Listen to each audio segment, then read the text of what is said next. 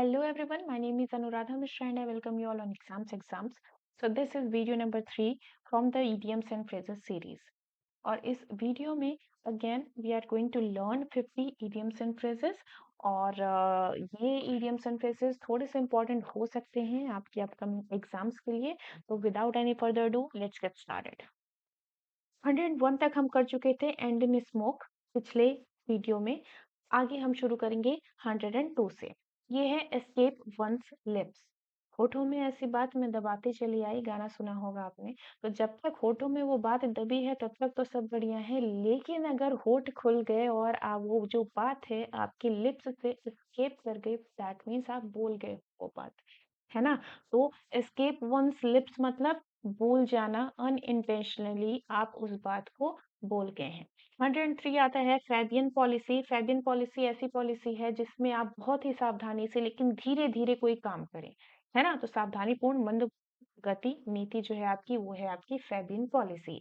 104 number आता है fair and square. Fair आपको पता है निष्पक्ष हो, फेयर हो आप किसी चीज में, तो फेयर एंड स्क्वायर का मतलब हो जाएगा निष्पक्ष। फेयर सेक्स की बात करें तो सेक्स आपको पता है मेल और फीमेल होते हैं, उसमें फेयर सेक्स किसे बोला जाएगा, महिलाओं को, women. Okay, next one is fair weather friend. अच्छे मौसम का साथी मतलब जैसे ही आप पे मुसीबत आएगी वो भग लेगा, ठीक है, यानी कि मुसीबत में साथ ना देने वाला मित्र जो है वो है आपका fair weather friend. Next one is fancy price. Fancy price, fancy आपको पता है जो फैंसी चीजें होती हैं बड़ी महंगी होती है ना, बहुत ऊंची ऊंची बोली लगती है उसकी। फैंसी प्राइस वही होगी मुंह मांगी कीमत, है ना, जितना ऊंचा कीमत लगाया जाए, मुंह मांगी कीमत, ठीक। Fancy price. Feather in the cap. Feather in the cap क्या है, आपने ऑलरेडी एक कैप पहनी हुई है, उसमें आप लाके एक फेदर और ऐड ऑन कर दे रहे हो, फेदर आपने ऐड किया तो उसकी सुंदरता बढ़ी, तो उस फेदर को आप क्या बोलोगे, अचीवमेंट बोलोगे। एक कैप आपने ऑलरेडी लगा रखी है, आपने कुछ अचीव कर रखा है, उसमें एक और अचीवमेंट आपने ऐड कर दी फेदर लगा के, तो आपने एडिशनल सक्सेस पा ली है। फेदर इन द कैप का मतलब ये होता है। फेदर वंस नेस्ट, आपका एक घोंसला था, उसमें और फेदर आप ऐड कर रहे हो, तो पहले से आप अपनी अभी एडवांटेज में ही थे, आपके पास घोंसला है, आप एडवांटेज में हो, ऊपर से आप और फेदर लगा रहे हो, तो पहले से जो चीज है उससे आगे आप अपना कमाई कर रहे हो या फिर लाभ उठा रहे हो, तो फेदर वंस नेस्ट हो जाएगा। 110 इज फाइट शाई ऑफ। शाई ऑफ, किसी से अगर आप शाई हो रहे हो, शर्मा रहे हो, मतलब अगर सामने पड़ जाए तो आप शर्माओगे, यानी कि उसको टालने की कोशिश करोगे, इधर उधर लगोगे देखने, ठीक है। तो अगर कोई भी ऐसी सिचुएशन है या कोई ऐसा व्यक्ति है जिससे आपको परेशानी होती है, तो आप सोचोगे कि अवॉइड किया जाए, उसको टाला जाए, तो फाइट शाई ऑफ मतलब to attempt to avoid a thing और अ पर्सन। नंबर 111 कहता है फिश इन ट्रबल्ड वाटर्स। पानी में पहले ही कुछ ट्रबल है ना, पानी में क्या है, ट्रबल है, टॉक्सिसिटी मान लो फैली हुई है, तो मछलियों के लिए वो कितना बुरा होगा, है ना। मछलियों पे पहले ही विपत्ति आ रखी है, उसी में तुम और चले जाओ कांटा लेके मछली मारने, फिशिंग करने चले गए हो, तो if you are fishing in troubled waters that means आप किसी की विषम परिस्थिति का फायदा उठा रहे हो, to take advantage of the problems of others. Fish in troubled waters. अगला है फिश आउट ऑफ वाटर, जल बिन मछली। अगर पानी में से एक मछली को आप बाहर निकाल देते हो, क्या हाल होता है उसका, छटपटाती है, तो वो कष्टप्रद अवस्था जो है फिश आउट ऑफ वाटर कहलाती है। Fly in the ointment.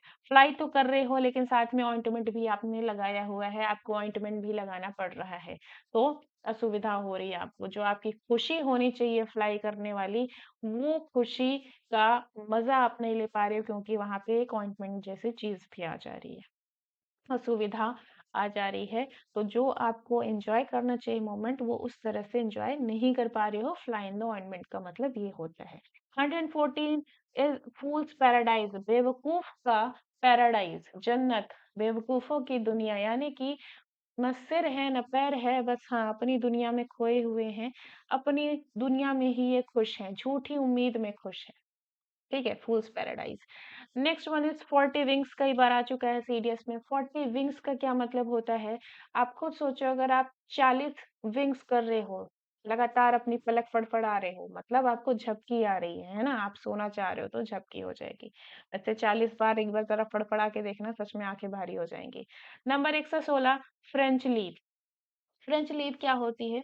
पुराने टाइम में ये फ्रांस वगैरह में थोड़ा ऐसा होता था कि अगर कोई चला जाए अचानक से, पार्टी पार्टी हो रही है, कोई अचानक से होस्ट को टाटा बाय बाय किए बिना निकल गया पार्टी से, उसको बोला जाता था फ्रेंच लीव। ठीक है, तो फ्रेंच लीव का मतलब क्या है कि बिना बताए आप गायब हो जा रहे हो। ठीक, बिना बताए आप चले जा रहे हो। Oh, that is French leave. ये भी आया हुआ क्वेश्चन है। Next one is fringe benefits. Fringe benefits मतलब जुड़े हुए लाभ। कैसे लाभ? मान लो आप यूपीएससी क्लियर कर लेते हैं, यूपीएससी क्लियर करने के बाद आपको सैलरी तो मिल ही रही है, साथ में एक बड़ा सा घर मिल रहा है, गाड़ी मिल रही है, नौकर चाकर मिल रहे हैं। So these are your fringe benefits. Salary के अलावा मिलने वाले benefits are the fringe benefits. Next one is from hand to mouth. आप इतना कमाते हैं कि हैंड टू माउथ ही हो पाता है।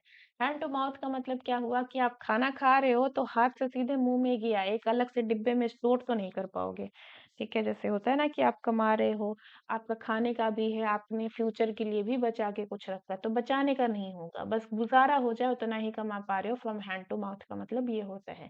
119 है गाला डे। गाला डे आपको पता ही होगा, जिस दिन सेलिब्रेशन होने वाला है, कोई बहुत ही ऑस्पिशियस डे है, that is called as gala day. Okay, next one is get away with. Get away with का मतलब क्या है? आप किसी झंझट से बच निकलो। कोई सिचुएशन है जो कि एडवर्स है, उससे आप अगर बच निकल रहे हैं, so you are getting away with that particular situation. Number 121 कहता है get down to. Get down मतलब किसी काम में आप घुस जाओ। ठीक है, किसी काम में आप बिल्कुल मन लगा के घुस जाओ, मतलब कि बहुत ही सीरियसली कोई काम आप कर रहे हैं। Get into a soup. Soup में अगर जाओगे तो क्या होगा? आपको दिक्कत ही तो होगी, यानी आप किसी झंझट में पड़ जाओगे। गेट इनटू अ सूप, वही सेम मीनिंग है गेट इनटू हॉट वाटर भी। ठीक, दोनों का मतलब क्या है? Get into trouble. 124 क्या है? Get off scot free. Scot free मतलब बिना कुछ दिए तुम बच जा रहे हो। दिए मतलब फाइन वगैरह, पनिशमेंट आपको नहीं मिल रही है, उससे पहले आप बच जा रहे हो। ठीक है, यानी बिना पनिशमेंट के बच निकलो तो गेट ऑफ स्कॉट फ्री होता है। Get on one's nerves. आपको पता है मेरी दुखती रग कौन सी है? आप बार बार उसी दुखती रग पे चढ़ जा रहे हो, उसी दुखती रग को पकड़ ले रहे हो। दैट मीन्स आप मुझे अनॉय कर रहे हो। जिस चीज से मुझे दिक्कत होती है आप वही काम कर रहे हो, मुझे अनॉय कर रहे हो, मुझे तंग कर रहे हो। Okay, next one is gibble gabble. Gibble gabble क्या होता है कि बक बक बक बक बोले जाना, जैसे मैं बोल रही हूँ। ओके, तो गिबल गैबल, लेकिन मैं बेवजह की बातें नहीं कर रही हूँ। मूर्खतापूर्ण वार्तालाप अगर है, फुलिश टॉक है, दैट इज गिबल गैबल। बस बक बक बक बक कोई बोले जा रहा है। ठीक है, गिफ्ट ऑफ द गैप। अब ये यहाँ भी गैप है, यहाँ भी गैबल आपने लिखा, तो गैप मतलब क्या होगा? बोलना, लगातार बोलना, अच्छे से बोलना। ठीक है, लेकिन यहाँ गिफ्ट भी कहा जा रहा है, यानी बोलने का टैलेंट है आप में, आप ऐसा बोलते हो कि सामने वाले को बाटली में उतार ही लेते हो, तो गिफ्ट ऑफ द गैप है। Okay, next one is give a piece of mind. जैसे होता है ना कि भाई बहन लड़ रहे हैं तो मम्मी आती बोलती है अभी आऊंगी दिमाग सही कर दूंगी सब। ठीक है, तो उन्होंने अपने दिमाग की बात तुम्हें बोल दी कि दिमाग मत खराब करो, अगर आई तो तुम लोगों का दिमाग ठीक कर दूंगी। तो give a piece of mind का मतलब है डांटना, रिप्रिमांड करना, चाइड करना, रिब्यूक करना। Okay, go through fire and water. कोई काम करने के लिए आप आग पानी हर जगह से निकल जाओ, यानी आप हर खतरे को मोल ले रहे हो कोई काम करने के लिए। कोई भी खतरा मोल लेना is to go through fire and water. आग पानी सबसे खेल जा रहे हो। Go to dogs. Go to dogs, एक रिसेंटली बहुत ही वायरल वीडियो थी जिसमें एक लड़का क्या करता है, एक केक लेता है, और बहुत सुंदर सा केक था, उस पे एक लड़की का नाम लिखता है और फिर उस केक को दे देता है कुत्तों को, और वो कुत्ते क्या करते हैं? पूरा वेस्ट कर देते हैं, खा पी के इधर उधर फैला देते हैं। ठीक है, तो अगर कोई चीज है, कोई काम है जो गो टू डॉग्स हो रही है, मतलब वेस्ट हो चुकी है, व्यर्थ हो गया है वो काम। ठीक है, next one is go to rack and ruin. Rack and ruin से आप समझ सकते हैं कि कोई भी चीज है जिसका डिस्ट्रक्शन हो रहा है, पूरा डिस्ट्रॉयड हो रही है, डिग्रेड हो रही है, दैट इज उसका विनाश हो रहा है। Go to rack and ruin. ठीक, next one is good Samaritan. Samaria से है ये समारिटन। तो अगर गुड है कोई, ये मतलब बहुत ही दयालु है, बहुत ही सिंपैथेटिक है। ठीक है, ये हो गया good Samaritan. Next one is grass window. Window मतलब क्या होता है? विधवा होता है, लेकिन साथ में ग्रास भी लगा है, मतलब कोई महिला ऐसी है जो शादीशुदा है लेकिन उसका जीवन कैसा है? विधवा जैसा है। कैसा है? विधवा जैसा है, मतलब कि वो शादीशुदा महिला या तो उसका हस्बैंड दूर रहता है या फिर उसका डाइवोर्स हो चुका है। ठीक है वो मैरिड, लेकिन क्या है, विडो की तरह रह रही है, that is a grass widow. Grease the palm, जैसे सुना होगा ना, मेरी थोड़ी हथेली गरम करो या हथेली चिकनी करो लाओ यानी मुझे रिश्वत दो।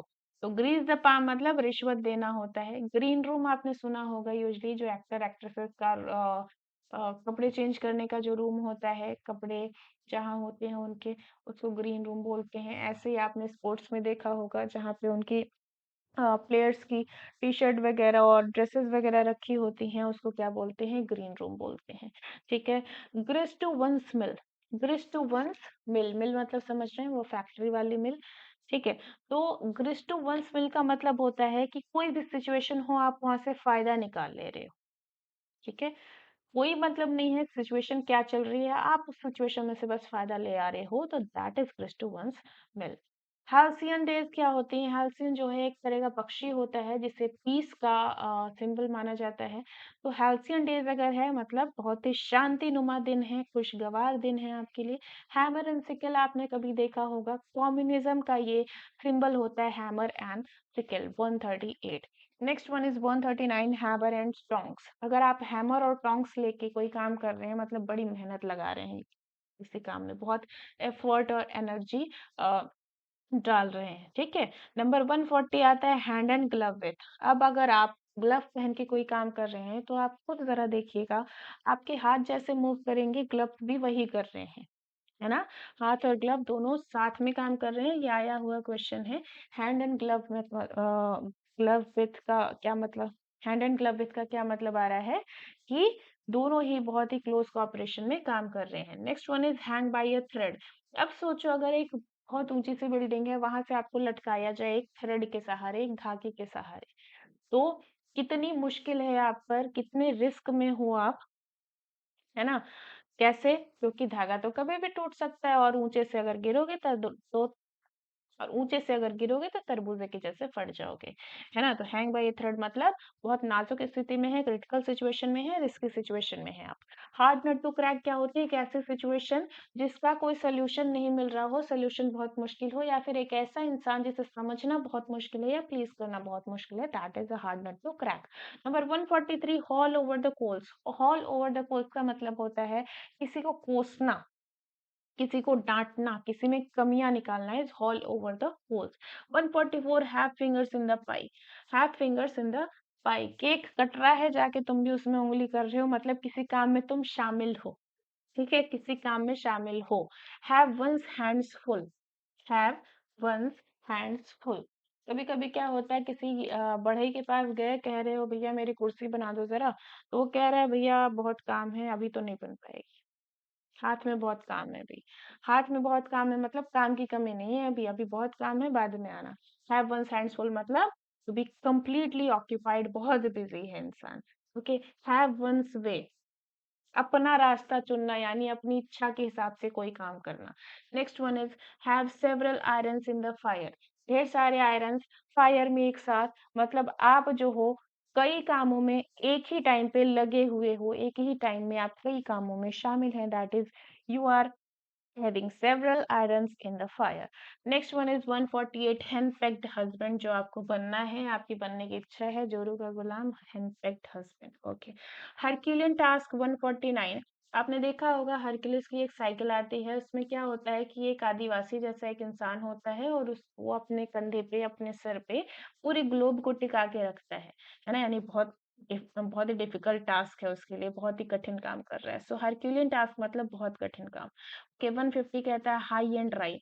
हाई एंड ड्राई, अब ये समझिएगा, जैसे आप पहाड़ देखते हो, ठीक, पहाड़ के नीचे आप देख रहे हो पॉपुलेशन अच्छी खासी है, लेकिन जैसे जैसे पहाड़ की ऊंचाई पे आप जाते हो, जैसे जैसे ऊंचाई बढ़ती है, वैसे वैसे वहां पे कोई आपको नहीं मिलेगा, एक टाइम ऐसा होगा जहाँ पेड़ पौधे भी नहीं मिलेंगे। राइट? तो हाई एंड ड्राई मतलब ऊंचा तो है लेकिन अकेला है। ठीक, तो हाई एंड ड्राई मतलब आप बिल्कुल अकेले हो, इतने ऊंचे हो गए हो कि अकेले ही हो गए हो। ठीक है। Next one is high handed. High handed, suppose आपने अपना हाथ उठा लिया है, तो कोई भी अगर थोड़ा आपसे नीचे इंसान है, तो वो आपका हाथ नहीं पकड़ पकड़ पाएगा, तो आप अपने हाथ से कोई भी काम कर लो, कोई आपको रोक नहीं पाएगा, है ना? तो हाई हैंडेड मतलब निरंकुश, आपको कोई रोक नहीं सकता।